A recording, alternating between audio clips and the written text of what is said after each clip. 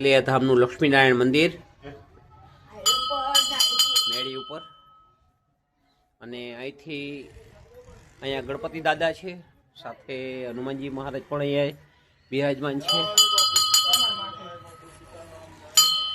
અને આ ગરવો ગિરનાર ફરતો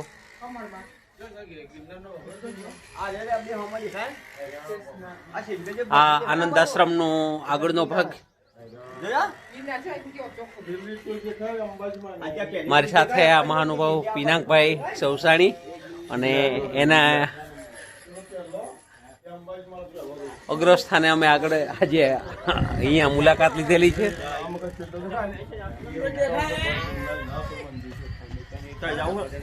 હું પણ એ ગિરનાર પાસે એક ફોટો પાડી લઉં.